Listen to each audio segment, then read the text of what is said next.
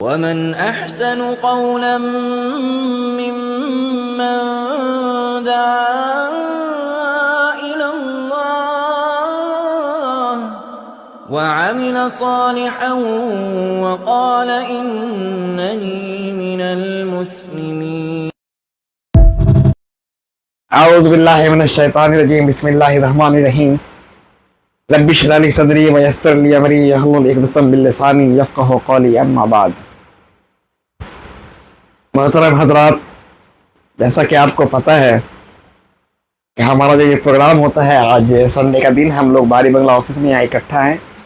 آج تاریخ 25 مئی شام کے 7:15 بجے ہے، اور ہمارے یہاں اکٹھا ہونے کا مقصد، جیسا کہ ہم لوگ ہر ویڈیو میں اور ہر پروگرام میں یہ بتا دیتے ہیں کہ ہم جو یہاں اکٹھا ہوئے ہیں، اس کا صرف اور صرف یہ مقصد ہے کہ قرآن اور حدیث کی روشنی میں ہم بات رکھیں، اور آپ تک جو ذکر و اذکار ہوتا رہنا چاہیے اور لوگوں تک قرآن حدیث کی باتیں پہنچنی چاہیے. تو یہ پروگرام جو ہمارا مسلسل چلا آ رہا ہے کافی سالوں سے، تقریباً ہم لوگ 2018 سے پروگرام کو کرتے آ رہے ہیں. لیکن ایک نئی چیز اب یہ ایڈ ہوئی ہے ہمارے پروگرام میں کہ ہم لوگوں نے 27 اکتوبر 2024 ایک چینل فکر دین کر بنایا، فکر دین کے نام سے بنایا، اور اس پہ ویڈیو اپلوڈ کرنا اسٹارٹ کیا ہے. اس کا ایک ریزن یہ تھا کہ جو ہماری بات ہے وہ ایک ریکارڈڈ ٹائپ میں، ریکارڈڈ موڈ میں رہے، اور باقی آپ لوگوں تک اور زیادہ لوگوں تک یہ ریچ کر سکے. تو ہمارا جو ابھی قرآن میں سیریز چل رہا ہے، سورہ بقرہ کی سیریز چل رہی تھی، تو یوٹیوب پہ تو آپ کو وہ 131 نمبر کی آیت سے ملے گا. اس سے پہلے کی تو ویڈیو ہم لوگ اویلیبل نہیں ہے، کیونکہ ویڈیو اس سے پہلے ہو نہیں رہی تھی. تو اور جو پروگرام ہے آج اس طرح ہے. پروگرام کی شروعات ہے جو ہمیں ہر محفل کی ہونی چاہیے، جیسے کہ درس قرآن سے ہوتی ہے، اور آج جو درس قرآن کی ذمہ داری ہے وہ آج بردر عروج صاحب کو ملی ہے. ان کے پاس 20 منٹ کا وقت ہے. اس کے بعد جو اگلا پروگرام ہوگا انشاءاللہ وہ درس حدیث کا، جس کی ذمہ داری بردر شان صاحب کو ملی ہے. انشاءاللہ اس کے پاس بھی 10 منٹ کا وقت ہوگا. اور اس کے بعد کچھ جنرل ڈسکشنز ہیں اور کچھ کوشچن آنسر سیشن ہوگا، اور اس کے بعد دعا کے ساتھ پروگرام کا اختتام کیا جائے گا. تو میں بلا تاخیر برادر عروج کو دعوت دینا چاہوں گا کہ وہ آئیں اور اپنا پروگرام پیش کریں. ونصلی علی محمد رسول اللہ کریم. اما بعد، اعوذ باللہ من الشیطان الرجیم. بسم اللہ الرحمن الرحیم. رب اشرح لی صدری ویسر لی امری واحلل عقدۃ من لسانی یفقہوا قولی. یا ایھا الناس قولوا مما فی الارض حلالا طیبا ولا تتبعوا خطوات الشیطان انہ لکم عدو مبین. لوگو، زمین میں جو حلال اور پاک چیزیں ہیں انہیں کھاؤ، اور شیطان کے بتائے ہوئے راستوں پر نہ چلو، وہ تمہارا کھلا دشمن ہے. صدق اللہ عظیم. یہ سورہ بقرہ ہے، اور میں نے اس سورہ کی آیت نمبر 168 کو آپ کے سامنے پڑھا. آج انشاءاللہ اسی ایک آیت پہ تدبر کریں گے. لوگوں، زمین میں جو حلال اور پاک چیزیں ہیں انہیں کھاؤ، اور شیطان کے بتائے ہوئے راستوں پر نہ چلو، وہ تمہارا کھلا دشمن ہے. اس آیت کے نزول ہونے کی وجہ مشرکین عرب کی یہ گمراہی تھی کہ انہوں نے کسی آسمانی تعلیم کے بغیر مختلف چیزوں کے بارے میں حلال و حرام کے فیصلے خود کر لیے تھے. مثلا مردار جانور کا گوشت کھانا ان کے لیے حلال تھا، لیکن بہت سے ایسے جانوروں کو حلال جانوروں کو انہوں نے اپنے اوپر حرام کر لیا تھا. دور جاہلیت میں عرب میں ایک رواج تھا کہ وہ لوگ بتوں کے نام پہ جانوروں کو چھوڑ دیا کرتے تھے، اور اب اس جانور کا نہ ہی کوئی انسان گوشت کھا سکتا ہے، اور نہ ہی اس جانور کو کسی بھی فارم میں یوٹیلائز یعنی کہ یوز کیا جا سکتا ہے، کام لیا جا سکتا ہے. اور اتنے جاہلانہ کانسیپٹ تھے کہ اگر کسی اونٹ کا اونٹنی کے ساتھ سیکسول انٹرکورس ایک پارٹیکولر نمبر سے انکریز ہو جائے تو وہ پھر اس اونٹ کا بھی گوشت نہیں کھایا کرتے تھے، اور نہ ہی اس پہ سواری کیا کرتے تھے. پھر اس اونٹ کو وہ لوگ یوں ہی چھوڑ دیا کرتے تھے. اسی کے متعلق اللہ فرماتا ہے، یا ایھا الناس قولوا مما فی الارض حلالا طیبا. اے لوگو، اے انسانوں، زمین میں جو حلال اور پاک چیزیں ہیں انہیں کھاؤ. یہ دنیا کی نعمت انسانوں کے لیے بنائی گئی ہے، لیکن ہر کچھ انسان نہیں کھا سکتا. اللہ سبحانہ و تعالیٰ نے یہاں 2 شرائط لگائے ہیں. نمبر 1 وہ چیز حلال ہونی چاہیے، اور نمبر 2 وہ طیب ہونی چاہیے۔ حلال کیا ہے؟ جس میں باطنی صفائی ہے، اور طیب کیا ہے؟ جس میں ظاہری صفائی ہے۔ تو یہاں اللہ سبحانہ و تعالیٰ فرما رہے ہیں اے لوگو، جو کچھ زمین میں ہے، یعنی جو زمین اگاتا ہے یا جو زمین میں جانور وغیرہ ہیں انہیں کھاؤ، لیکن یوں ہی آنکھ بند کر کے نہیں، سوچ سمجھ کر، دیکھ کے کہ سب سے پہلی چیز 2 شرائط، سب سے پہلا شرائط کہ شریعت نے اسے حلال قرار دیا ہو، اور نمبر 2 وہ طیب ہو، یعنی کہ وہ صاف ستھرا ہو، گندا باسی یا پھر سڑا ہوا نہیں ہو۔ یہاں زور دیجئے گا، غور و فکر کیجئے گا، یہاں اللہ سبحانہ و تعالیٰ ایمفیسس کر رہا ہے کہ اے انسانوں، جو نعمتیں ہم نے تمہیں دی ہے اسے کھاؤ، کیونکہ بعض وقات انسان حلال چیزوں کو بھی اپنے اوپر حرام کر لیتا ہے، لیکن جان لے ایسا کرنا صرف اور صرف شیطان کی پیروی کرنا ہے۔ اسی لیے ساتھ ہی فرمایا وَلَا تَتَّبِعُوا خُطُوَاتِ الشَّيْطَانِ، اور شیطان کے بتائے ہوئے راستوں پر نہ چلو۔ کیوں؟ کیونکہ آگے فرمایا اِنَّهُ لَكُمْ عَدُوٌّ مُبِينٌ، وہ تمہارا کھلا دشمن ہے۔ یہاں مراد یہ ہے کہ اصل میں اشارہ اس طرف ہے کہ اللہ تعالیٰ جو تمہارا خالق ہے، جس نے اس زمین میں تمہارے لیے رزق دیا ہے، جس کی تم رزق کھاتے ہو، اتباع اور اطاعت بھی اسی کی کرو۔ شیطان جو اللہ تعالیٰ کے مخالفت پہ اترا ہوا ہے اس کی پیروی نہ کرو۔ جب کھانا اس رب کا کھاتے ہو تو اتباع اطاعت اور پیروی بھی اس رب کی کرنی چاہیے۔ پھر رب العزت نے فرمایا اِنَّهُ لَكُمْ عَدُوٌّ مُبِينٌ، وہ تمہارا کھلا دشمن ہے۔ شیطان کی دشمنی انسان سے کوئی چھپی ہوئی نہیں ہے، یہ بالکل عیاں ہے۔ اور اسٹارٹنگ میں ہی آغاز میں ہی سورۃ البقرہ کے ہم لوگوں نے پڑھا تھا کہ جب اللہ سبحانہ و تعالیٰ نے آدم علیہ السلام کو خلیفۃ اللہ فی الارض بنایا تو شیطان نے ایک جیلسی اظہار کیا، ایک جلن کا اظہار کیا۔ اسی لیے آپ جانتے ہیں کہ اس کا نام، شیطان کا نام ابلیس پڑ گیا۔ کیوں؟ کیونکہ ابلیس کہتے ہی اس کو جو جیلس ہوتا ہے، جو جلن کرتا ہے، جو حسد کرتا ہے۔ تو اللہ سبحانہ و تعالیٰ نے جب آدم علیہ السلام کو خلیفۃ اللہ فی الارض بنایا تو شیطان نے جیلسی کا اظہار کیا، اس لیے اس کا نام ابلیس پڑ گیا۔ تو یہاں اللہ سبحانہ و تعالیٰ فرما رہے ہیں کہ وہ تمہارا کھلا دشمن ہے۔ ویسے فزیکلی تو شیطان ہمیں نہیں دکھتا یا کسی انسان کو نہیں دکھتا، لیکن اس کی دشمنی بہت عیاں ہے، بہت زیادہ واضح ہے۔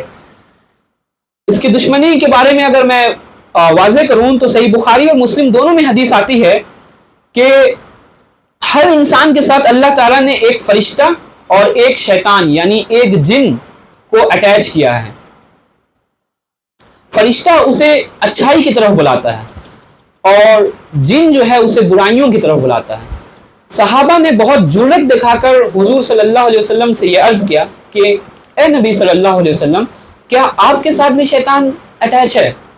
تو اللہ کے نبی صلی اللہ علیہ وسلم نے فرمایا کہ ہاں میرے ساتھ بھی شیطان اٹیچ ہے، لیکن اللہ سبحانہ و تعالیٰ نے مجھے اس پر غلبہ عطا کیا، مجھے اس پہ ڈومیننٹ کیا ہے، اس لیے وہ اب میرا موتی ہو گیا، وہ اب میرا، یعنی کہ اب جو شیطان، پھر فرمایا رسول اللہ نے کہ اب جو شیطان میرے پہ اٹیچ ہے وہ مجھے اچھائی کی طرف بلاتا ہے۔ تو یہ جان لیں یہ پروٹوکول صرف اور صرف انبیاء علیہ السلام کا ہوتا ہے کہ ان کے ساتھ جو شیطان کہہ لیں یا جن کہہ لیں، دونوں باتیں حدیث میں آئی ہے، وہ جو ہے ان پہ اللہ سبحانہ و تعالیٰ نے انبیاء علیہ السلام کو شیطان جن پہ غلبہ دیتے ہیں، اور پھر وہ شیطان ان کا موتی ہو جاتا ہے، مسلم ہو جاتا ہے، اور پھر وہ ان کو برائیوں کی طرف نہیں بلکہ اچھائی کی طرف بلاتا ہے۔ لیکن جان لیں ان کے علاوہ ہر انسان و انس و جنس پاک نہیں ہے، ہر انسان سے غلطی ہو سکتی ہے سوائے نبی صلی اللہ علیہ وسلم کے، سوائے انبیاء کے۔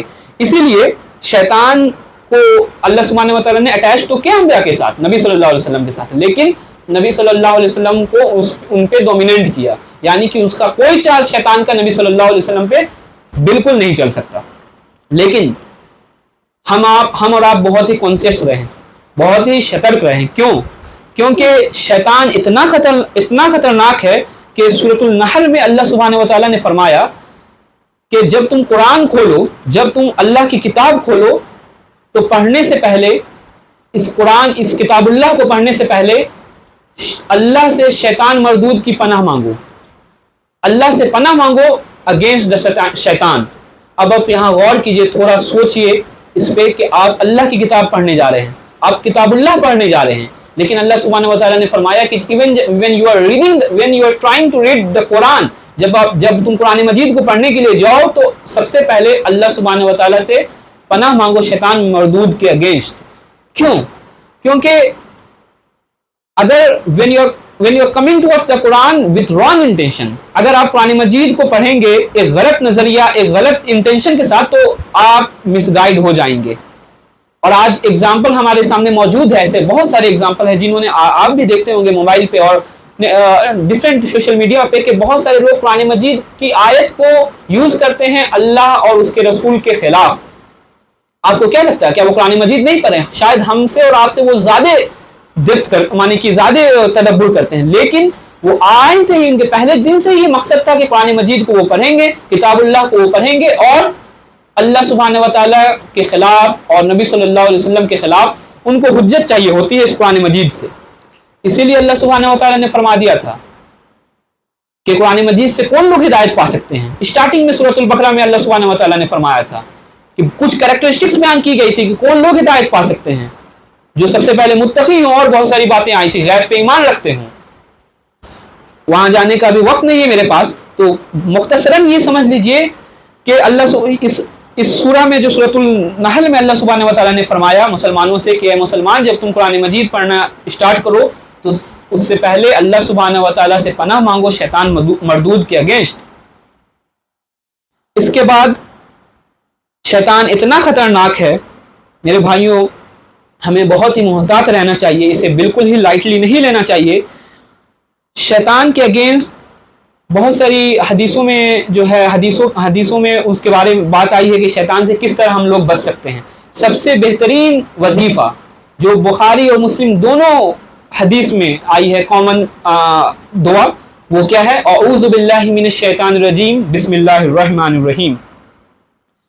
تو بھائیوں، شیطان کے بارے میں ہمیشہ کانشیس رہنا چاہیے، اور جیسا کہ میں نے آپ کو بتایا کہ اس کے لیے کیا اپائے ہے، تو ہمیں جب بھی کچھ ٹیمپٹیشن ہو یا جب بھی کچھ غلط چیزوں کے بارے میں خیال آئے تو ہمیں اللہ سبحانہ و تعالیٰ سے جو ہے پناہ مانگنی چاہیے شیطان مردود کے اگینسٹ، اور پڑھنا چاہیے اعوذ باللہ من الشیطان الرجیم بسم اللہ الرحمن الرحیم۔ اور یہ شیطان جان لیجئے اتنا خطرناک ہے کہ سورۃ المومنون میں اللہ رب العزت نے فرمایا نبی صلی اللہ علیہ وسلم سے، پوائنٹ ٹو بی نوٹڈ، اللہ سبحانہ و تعالیٰ نے نبی صلی اللہ علیہ وسلم کو حکم دیا، اور حکم دیتے ہوئے یہ کہا کہ اے نبی، آپ بھی اللہ سے پناہ مانگا کرے شیطان کے against. Point to be noted my dear brothers and sisters, جب ایک ایسا انسان جس سے غلطی ہونے کی chance probability tends to zero, exactly zero ہے ہی نہیں پروبیبلٹی کہ ایک شخص وہ گناہ کر سکتا ہے۔ ویدر یہ مت سمجھیے گا کہ نبوت کے بعد، نبوت سے پہلے کا بھی ذکر اللہ سبحانہ و تعالیٰ نے سورۃ یونس میں نبی صلی اللہ علیہ وسلم کے بارے میں بتایا ہے کہ وہ پہاڑوں پہ جب کھڑے ہو کے کہتے تھے لوگوں کو کہ اگر میں تمہیں یہ کہوں کہ پیچھے سے دشمن آ رہے ہیں تو کیا تم میری بات مانو گے؟ تو سب نے کھڑے ہو کے یہی کہا کہ میں بالکل مانوں گا، آپ نے آج سے پہلے کبھی جھوٹ نہ کہا، اور یہ ساری باتیں نبوت سے پہلے کی ہیں۔ اور انہوں نے تب یہ کہا نبی صلی اللہ علیہ وسلم نے، اب میں یہ کہتا ہوں کہ اللہ کو ایک معبود مانو، تو سب وہاں سے جتنے لوگ تھے اکثر 99% لوگ وہاں سے چلے گئے، اور کچھ لوگ تھے تو اس میں بہت کم لوگ جو ہے پھر اس وقت جو ہے ایمان لائے تھے۔ تو کہنے کی بات یہ ہے کہ ایک ایسے شخص، ایک ایسے انسان کے بارے میں اللہ سبحانہ و تعالیٰ فرما رہے ہیں، نبی صلی اللہ علیہ وسلم کے بارے میں فرما رہے ہیں کہ اے نبی صلی اللہ علیہ وسلم، آپ بھی شیطان کے اگینسٹ جو ہے اللہ سبحانہ و تعالیٰ سے پناہ مانگا کریں۔ تو who are you and me، ہم اور آپ کون ہیں؟ ڈونٹ تھنک کہ if you pray 5 times a day کہ 5 وقت کا آپ 5 وقتہ نمازی ہیں اور روزہ رکھتے ہیں، حج کر رہے ہیں، زکوٰۃ دے رہے ہیں، تو شیطان آپ پہ غالب نہیں ہو سکتا۔ نو نو نو نو نو، شیطان کا اسٹریٹجی بہت الگ ہے۔ جو انسان نمازی نہیں ہے اسے اور زیادہ گناہ میں انوالو کرے گا، نماز کی طرف کبھی بھی اس کا دھیان اس کا رجحان نہیں دے گا، اور جو انسان نمازی ہے، نماز پڑھتا ہے، قرآن مجید پہ تدبر کرتا ہے، اسے کوئی اور۔ آپ کو معلوم ہوگا کہ بنی اسرائیل میں ایک بہت بڑے بزرگ گزرے تھے, بہت بڑے عالم ایون کہہ دیں, وہ گزرے تھے بلم بن بورا کے نام سے. ایک اتنے بڑے عالم جس کے بارے میں اللہ نے اپنے قرآن میں بتایا کہ اس کے علم کے بارے میں اللہ سبحانہ و تعالیٰ نے قرآن مجید میں بتایا, لیکن وہ کس وجہ سے مس گائیڈ ہو گئے, کس وجہ سے گمراہ ہو گئے معلوم ہے؟ عورت, وومن. تو شیطان, مختصراً میں یہ کہنا چاہ رہا ہوں کہ شیطان کا strategy person to person differ کرتا ہے. وہ آپ کا جو اسٹرانگ زون ہے آپ اس پہ بلیف نہیں کیجیے, آپ کا جو ویک زون ہے آپ اس کو جو ہے سنبھالنے کی کوشش کیجیے. یہ مت سمجھیے کہ آپ 5 وقت نماز پڑھ رہے ہیں تو شیطان اب مجھ پہ غلبہ نہیں کرے گا. شیطان بے شک آپ نماز کے بارے میں آپ کو مس گائیڈ نہیں کر سکتا ہے, کوئی اور اسٹریٹجی یوز کرے گا, آپ کے ویک زون کو وہ یوز کرے گا ریدر کہ آپ کے اسٹرانگ زون کو. مختصراً یہ کہ ہمیں شیطان کے بارے میں بہت ہی کانشیس رہنا چاہیے, اسے بالکل ہی لائٹلی نہیں لینا چاہیے. اور جو دعا میں نے بتایا بخاری مسلم میں, اسی طرح سے بخاری میں ایک اور دعا آیا ہے شیطان مردود کے اگینسٹ, اور ایک بہت بہترین دعا سب کو معلوم ہے کہ لا حول ولا قوت الا باللہ. نہیں, اس کا ترجمہ کچھ یوں ہے کہ نہیں ہے ہمت گناہ سے بچنے کی, نہیں ہے ہمت گناہ سے بچنے کی اور نہ طاقت نیکیاں کرنے کی مگر اللہ کے توفیق سے, اللہ کے حکم سے. جب انسان, اسی لیے آپ کو معلوم ہوگا کہ ہم لوگ جب نماز جب کمپلیٹ کرتے ہیں, فرض نماز کمپلیٹ کرتے ہیں, تو کچھ ذکر اذکار جو ہے, تو اس میں ایک ذکر یہ بھی ہے کہ جب ہم لوگ پڑھتے ہیں لا حول ولا قوت الا باللہ, کیونکہ جس طرح اللہ سبحانہ و تعالیٰ کی عبادت کرنی چاہیے ایگزیکٹلی ویسا تو کوئی بھی انسان کر ہی نہیں سکتا. جس طرح اللہ سبحانہ و تعالیٰ کے لیے تھینکسفل ہونا چاہیے وہ تو کوئی بھی انسان نہیں کر رہا, چاہے عبادت کریں یا کچھ بھی کریں, تو ان دا سیم وے تو آپ کر نہیں سکتے ہیں, یہ پاسبل نہیں ہے. اس لیے ہم نماز کے بعد یہ دعا کرتے ہیں, اللہ سبحانہ و تعالیٰ سے یہ کہتے ہیں, ذکر ہے کہ لا حول ولا قوت الا باللہ, نہیں ہے ہمت گناہ سے بچنے کی اور نہ طاقت نیکیاں کرنے کی مگر اللہ کے توفیق سے, اللہ کی مدد سے. میرے بھائیوں, وقت آلموسٹ ہو چکا ہے, میں اس ساری چیز کو جو ہے اب سمرائز کر رہا ہوں. یہ آیت جو آپ کے سامنے سنگل ایک آیت میں نے پڑھی, آیت نمبر 168, لوگوں زمین میں جو حلال اور پاک چیزیں ہیں انہیں کھاؤ اور شیطان کے بتائے ہوئے راستے پر نہ چلو, وہ تمہارا کھلا دشمن ہے. یہ آیت نے بہت ساری چیزوں کو واضح کر دیا ہے. نمبر 1 اور سب سے اہم چیز یہ ہے کہ انسان کو جو اللہ سبحانہ و تعالیٰ جو نعمت دیے ہیں اسے انسان کو یوٹیلائز کرنا چاہیے, اسے انسان کو یوز کرنا چاہیے. ہمارا دین یہ نہیں کہتا کہ آپ نیکڈ ہو کے پہاڑوں پہ چلے جائیں اور وہاں اللہ سبحانہ و تعالیٰ کو 24/7 یاد کرتے رہیں, ذکر میں جو ہے بالکل ہی فنا ہو جائیں, اپنے فیملی کو, اپنے سماج کو, اپنے آپ پہ جن کا حق ہے سب کو بھول جائیں اور بالکل ہی اللہ سبحانہ نیکڈ ہو جائیں اور پہاڑوں پہ جا کے اللہ سبحانہ و تعالیٰ سارے انسان سے کٹ کے اللہ سبحانہ و تعالیٰ کے ذکر و اذکار میں لگے. نہیں, یہ کوئی اور دین کہتا ہوگا, یہ کوئی اور مذہب کہتا ہوگا. ہمارا مذہب جو اسلام ہے وہ کس چیز کا حکم دیتا ہے؟ نبی صلی اللہ علیہ وسلم انہوں نے شادیاں بھی کی, نبی صلی اللہ علیہ وسلم اپنے ایک وقت میں کمانڈر بھی رہے, نبی صلی اللہ علیہ وسلم جنگ میں بھی گئے, نبی صلی اللہ علیہ وسلم نماز بھی پڑھا کرتے تھے. تو کہنے کا مطلب یہ ہمارا اسلام یہ کہتا ہے کہ یہ دنیا کی نعمتیں جو تمہیں دی ہے اللہ سبحانہ و تعالیٰ اسے تم یوٹیلائز کرو. جیسا کہ میں نے تفسیر میں بتایا تھا کہ اللہ سبحانہ و تعالیٰ اس چیز پہ زور ڈال رہا ہے, ایمفیسس کر رہا ہے کہ جو نعمتیں تمہیں دی ہیں, جو کھانا تمہیں دیا ہے اسے یوٹیلائز کرو. اللہ کے حلال کردہ چیزوں کو اپنے لیے حرام مت کرو. یہ کرنا شیطان کی پیروی کرنا. اسی لیے آگے فرما دیا وَلَا تَتَّبِعُوا خُطُوَاتِ الشَّيْطَانِ, اور شیطان کے بتائے ہوئے راستوں پر نہ چلو. تو یہ مت سمجھیے گا کہ یہ مت سمجھیے گا کہ عبادت جو ہے یہ ہے کہ آپ کسی کھانے کو نہیں کھا رہے ہیں اور آپ کسی اللہ سبحانہ و تعالیٰ آپ کو ایز پرووائڈ کر رہے ہیں. مسجد میں فین لگا ہوا ہے, آپ دھوپ میں نماز پڑھ رہے ہیں اور کہہ رہے ہیں کہ میں اللہ سبحانہ و تعالیٰ یہ میرا تقویٰ یہ نہیں ہے کہ اللہ سبحانہ و تعالیٰ نے جو کھانا یا جو ایز پرووائڈ کیا ہے اس کو سیپریٹ کر لو. اللہ کے حلال کردہ چیز کو اپنے اوپر حرام کرنا یہ شیطان کی پیروی ہے جو کہ اس آیت نے واضح کی. تو اس آیت سے ہمیں یہ پتہ چلتا ہے کہ اللہ نے جو نعمتیں آپ کو پرووائڈ کیا ہے کسی بھی شکل میں اسے حدود اللہ کے اندر رہتے ہوئے within the line created by اللہ سبحانہ و تعالیٰ within the boundary created by اللہ سبحانہ و تعالیٰ, اللہ کے حدود کے اندر رہتے ہوئے آپ اس نعمت کو یوٹیلائز کر سکتے ہیں. آپ اس نعمت کو اپنے جان پہ اور جن پہ آپ کا حق ہے یعنی اس کو یوٹیلائز کر سکتے ہیں, لیکن حدود اللہ کو کراس نہیں کرنا ہے. ایک مثال سے میں سمجھاؤں کہ اللہ سبحانہ وتعالیٰ نے اگر آپ کو بہت سارے پیسہ دیے ہیں، بہت مالدار ہیں، تو آپ یہ نہ کہیے کہ اللہ سبحانہ وتعالیٰ نے مجھے اتنا پیسہ دیا، ہم اسے یوٹیلائز کریں جیسا میرا من چاہے، نہیں، اور آپ حرام چیزوں میں اپنے پیسہ کو لگانا اسٹارٹ کر دیں، نہیں، اللہ کی نعمت کو حدود اللہ کے اندر رہتے ہوئے آپ یوٹیلائز کریں، اور اس پہ جس کا حق ہے اسے بھی دیں وداؤٹ اینی ڈاؤٹ۔ آپ کے رشتہ داروں پہ بھی آپ کے مال کا حق ہے، یتیم اور مسکین پہ بھی آپ کے مال کا حق ہے۔ تو سب سے پہلی چیز کیا تھی جو اس آیت نے واضح کی، یہ کہ اللہ سبحانہ وتعالیٰ نے جو نعمتیں آپ کو دی ہے اسے یوٹیلائز کریں، نہ کہ یہ کہ آپ اللہ کے حلال کردہ چیز کو اپنے اوپر حرام کر دیں۔ وآخر دعوانا الحمدللہ رب العالمین۔ دوستوں ابھی آپ کے سامنے برادر عروج پرویز صاحب تھے، جنہوں نے سورہ بقرہ کی 168 نمبر آیت کی تفسیر اور تلاوت کی، اور اس کے بعد اس کا بہت ہی اچھا ایکسپلینیشن بھی انہوں نے دیا، اور کافی واضح انداز میں انہوں نے اس پوائنٹ کو رکھ لیا۔ تو اس پوائنٹ یہ جو آیت آئی ہے کافی امپورٹنٹ، ایسے تو قرآن کی ہر آیت ایک اپنے آپ میں ایک اہم آیت ہے، لیکن اس آیت کا اگر آپ اس آیت پہ غور کریں تو کتنی بڑی بات آئی ہے کہ جتنا اللہ تعالیٰ نے ہمیں جن جن نعمتوں سے نوازا ہے اس کو اپنے اوپر حرام نہ قرار کریں، اور جن چیزوں کا اللہ تعالیٰ نے حکم دیا ہے ان چیزوں کو ہم کھانے، اور ایسا نہیں کہ اپنے مرضی سے کسی چیز کو حرام، جیسا کہ بھائی برادر نے آپ کو واضح کر دیا کہ جن چیزوں کا جو چیز پرمیسیبل ہے اس کو ہم کھائیں، اور جن چیزوں سے منع کیا گیا ہے اس سے بچیں۔ اور کتنی بڑی بات ہے کہ شیطان مردوں سے پناہ مانگے۔ ایون حضور پاک صلی اللہ علیہ وسلم کے بارے میں برادر بتا رہے تھے کہ حضور پاک صلی اللہ علیہ وسلم بتا رہے تھے ان کے بارے میں کہ حضور پاک صلی اللہ علیہ وسلم کو بھی اللہ تعالیٰ نے کہا کہ شیطان مردوں سے پناہ مانگو، پھر ہم اور آپ کیا چیز ہیں؟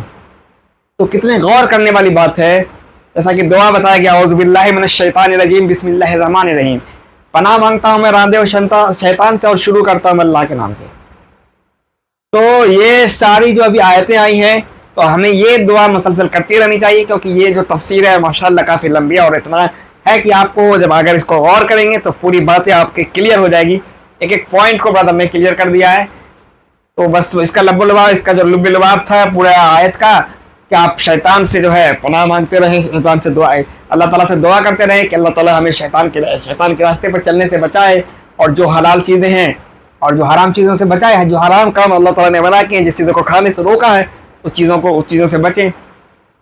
اور اس پروگرام کے بعد جو اگلا پروگرام ہے وہ درس حدیث کا پروگرام ہے، جو اس چیز کے بعد جو پروگرام ہے وہ درس حدیث کا ہے، اور درس حدیث کی ذمہ داری برادر شان کو دی گئی ہے۔ میں برادر شان سے گزارش کروں گا کہ آپ کے پاس کتنے 10 منٹ کا وقت ہے، آپ اپنے پروگرام کو پیش کریں۔ اعوذ باللہ من الشیطان الرجیم بسم اللہ الرحمن الرحیم الحمدللہ رب العالمین والصلاة والسلام علی سید الانبیاء والمرسلین وعلی آلہ اصحابہ اجمعین، فإن أصدق الحدیث کتاب اللہ وأحسن الہدی ہدی محمد رسول اللہ صلی اللہ علیہ وسلم وخیر الامور عوازمها وشر الامور محدثاتها وكل محدثة بدعة وكل بدعة ضلالة وكل ضلالة في النار، وبالسند المتصل منا للشيخ الإمام همام حافظ الحجة الأمير المؤمنين في الحديث وأبي عبد الله محمد بن إسماعيل بن إبراهيم بن مغيرة بن بزيد قال الجوفي اليماني البخاري رحمه الله تعالى حدثنا عمر بن حفص حدثنا أبي حدثنا الأعمش قال حدثني إبراهيم عن علقمة وعبد الرحمن بن يزيد عن أبي مسعود الأنصاري قال قال النبي صلى الله عليه وسلم الآيتان من آخر سورة البقرة من قرأ بهما في ليلة كفأته۔ ہم سے عمر بن حفص نے بیان کیا، کہا ہم سے ہمارے والد نے بیان کیا، ان سے عامش نے بیان کیا، کہا ہم سے عمر بن حفص نے بیان کیا، ہم سے ہمارے والد نے بیان کیا، ان سے عامش نے، اور کہا کہ مجھ سے ابراہیم نے بیان کیا، ان سے علقمہ عبد الرحمن بن یزید، اور ان سے حضرت ابو مسعود انصاری رضی اللہ عنہما نے بیان کیا کہ نبی کریم صلی اللہ علیہ وسلم نے فرمایا سورہ بقرہ کے آخر کے 2 آیتوں کو جو شخص رات میں پڑھ لے گا وہ اس کے لیے کافی ہوگا۔ یہ حدیث صحیح بخاری کی حدیث نمبر 5040۔ یہ حدیث میں جو آیا ہے کہ نبی صلی اللہ علیہ وسلم نے فرمایا سورہ بقرہ کے آخر کی 2 آیت پڑھ لینا، تو یہاں پہ سورہ بقرہ کے آخر کی 2 آیت کا مطلب یہ ہے کہ آمن الرسول سے لے کے جو آخری آیت تک، آخری آیت جہاں تک ختم ہوتی ہے سورہ بقرہ کی، وہ اس سے مراد ہے کہ جو آخری آیت کے بارے میں نبی صلی اللہ علیہ وسلم فرمایا کہ جو شخص رات میں آخری سورہ بقرہ کی آخری آیت پڑھ لے گا اس کے لیے کافی ہوتا ہے۔ آخری آیت کا یہاں پہ مطلب ہے आमन रसूल से लेके जो आखिरी आयत जहाँ तक ख़त्म होती है वो यहाँ पर मतलब है। और आया है कि यहाँ पे नबी सल्लल्लाहु अलैहि वसल्लम फरमाया ना कि वो रात में अगर पढ़ लेगा तो उसके लिए काफ़ी होगा। तो यहाँ पे रात में पढ़ने का उलमाए कराम ने दो मतलब बताए। एक मतलब ये है कि जो इंसान मतलब रात में आखिरी पहर में उठता है तहज्जुद के लिए, तो उस टाइम अगर सूरह फातिहा के साथ ये 2 आयत पढ़ लेगा तो काफ़ी हो जाएगा। लेकिन इसमें इसमें एक कौल है उलमा का कि सूरह मतलब 3 आयत के लगभग कोई सूरा होना चाहिए, फिर तो ये दोनों बात में तज़ाद हो गया। तो यहाँ पे उन्होंने इसका जवाब ये दिया है कि यहाँ पे जो सूरह बकरा की जो 2 आयत है और कुरान की जो 3 आयत है, तो सूरह बकरा की 2 आयत और कुरान की 3 आयत उससे ज़्यादा ही है। सूरह बकरा की जो 2 आयत है और छोटी छोटी जो कुरान की 3 आयत है उससे ज़्यादा है या बराबर ही है। तो अगर कोई इंसान 2 आयत भी पढ़ लेता है नमाज में तो वो भी ठीक है, और अगर 3 आयत पढ़ लेता है तो वो भी ठीक है। और एक मतलब ये यहाँ पे बयान किया गया है कि अगर कोई आखिरी यानी रात में अगर कोई सूरह बकरा पढ़ लेता है उसके लिए काफ़ी होगा। इसका दूसरा मतलब ये बयान किया गया है कि अगर सोने के रात में अगर कोई सो रहा है और ये सूरह पढ़ लेता है तो शैतान के मकर फ़रेब से बचा रहेगा और शैतान उसको जो है बहका नहीं सकेगा। अल्लाहु आलम बिस्सवाब, तक़ब्बलल्लाहु मिन्ना व मिनकुम व सालिहल अमाल।